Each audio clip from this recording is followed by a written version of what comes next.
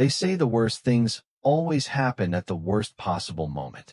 And let me tell you, when my internet died in the middle of the biggest presentation of my entire career, it felt like the universe was personally out to get me.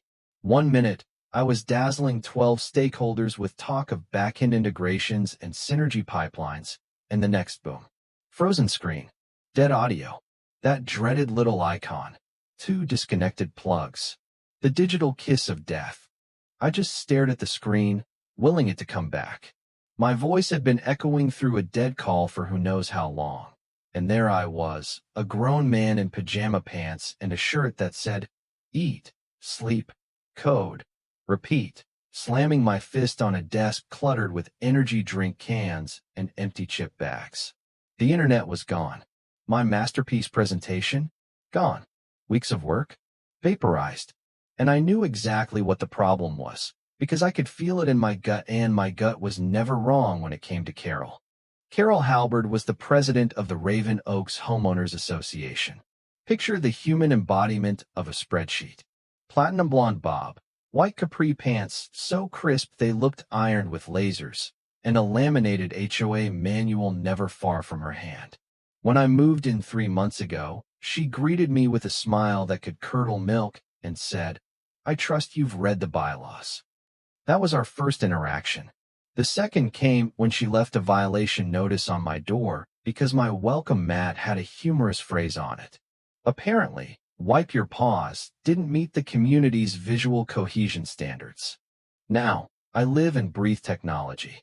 I work remotely as a network systems engineer for 3 different hospital networks, and I rely on a direct fiber optic trunk line that runs along the side of my property. When I bought the house, the cable was already there, installed under a federal grant to connect critical services in rural areas. ConnectNet, the ISP, ran it to my house because I volunteered to host a local node. I didn't brag about it because, frankly, who cares? I got great internet, and it helped people. Win-win. But Carol saw that fiber line as something else. An eyesore. A black cable running along the base of the fence, waiting for her perfectly pruned hedge to smother it. When I stepped outside that Friday evening, still seething from the failed presentation, I saw her. Right there at the utility box on the edge of my yard, garden shears in hand, triumphant smirk on her face, standing over the freshly severed cable like she had just slain a dragon. "You're welcome," she said, not even bothering to hide the satisfaction in her voice. It was ruining the look of our shared space. I froze. I couldn't speak. My voice, the one that had failed me minutes earlier on Zoom, now failed me again. She had actually done it. She'd cut the damn cable. I don't remember what I screamed, but I know I screamed something. She waved me off like a child mid-tantrum and went back to watering her begonias. I called ConnectNet, shaking with adrenaline. But when I gave them the serial number of the utility box, the tone on the other end of the line changed. Suddenly, I wasn't just some guy with an internet problem. The voice of the technician, his name was Darren Grew Sharp. "Sir, that line services 3 hospitals in the county. We're dispatching emergency repair crews and contacting law enforcement. Please don't touch anything." By the time the utility truck rolled up, lights flashing, Carol had retreated indoors, probably brewing some smug herbal tea. The crew chief stepped out, this giant of a man named Julio, and took one look at the sliced line before letting out a low whistle. "Someone use shears? Man, this is Tier 1 infrastructure. She just committed a federal offense." Not long after, the police showed up. And then the lawyers. A sleek black sedan pulled up, and out stepped a woman who looked like she billed by the second. Jessica Kim, senior legal counsel for ConnectNet. She spoke in precise, clipped tones like every word had been edited for efficiency. She took one look at the severed cable and said, "We will be pursuing charges." I just stood there, numb, sipping coffee the repair crew had made in my kitchen while they set up a mobile splice lab in my front yard.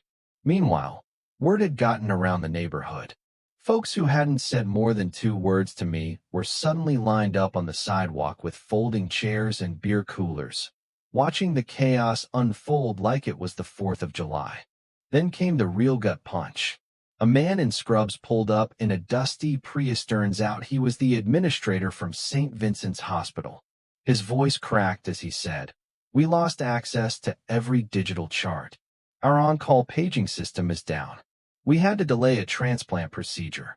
That's when Carol stepped outside again, flustered by the lights and attention. She tried to explain something about community standards and visual uniformity, but the police officer just calmly read her Miranda rights, while Jessica Kim listed the penalties for tampering with federal telecom infrastructure. Carol didn't cry, not at first, but when the administrator mentioned the transplant, something in her finally broke. Her mug slipped from her hand and shattered on the steps. She was arrested on the spot. Neighbors gasped. Cameras clicked. Mikey, the teenager from down the block, was live-streaming the whole thing under the hashtag #FiberFail. It took 2 days to fully repair the damage. The cable had to be re-threaded, fused, tested. I watched as they did it all, mesmerized by the quiet precision of it. Julio told me they once had a squirrel do this kind of damage, but never a suburban HOA president. The HOA board met that weekend. Carol was unanimously removed as president. A public apology was printed in the Raven Oaks newsletter, stating that while lawn decor mattered, emergency infrastructure did more. As for me, ConnectNet sent me a letter of thanks. They upgraded my service for life, comped my bills, and even gave me a plaque that said Defender of Bandwidth. Kinda cheesy, but I kept it anyway. A reminder. Carol's house went up for sale a month later. I saw her one last time, loading boxes into a beat-up SUV. She looked older, smaller. She walked up to me, eyes downcast, and said, "I didn't know. I'm sorry." I looked at her, then at the patch of grass where the cable had been cut. I said, "You know, the crew was scheduled to bury that cable the following Monday. You were 3 days early." She didn't say another word, just nodded, turned, and drove away. Sometimes, the battle lines in a neighborhood aren't drawn in the grass or over fences. Sometimes, they run underground quiet, humming, essential. And sometimes, all it takes to blow everything up is one sharp pair of shears and the wrong kind of pride. So here's my question to you. Was Carol just a victim of her own blind rule following, or did she deserve everything that came after? Let me know in the comments. And if you've got an HOA horror story of your own, well, I'm all ears. Don't forget to like, subscribe, and share because trust me, in this digital world, one cable can change everything.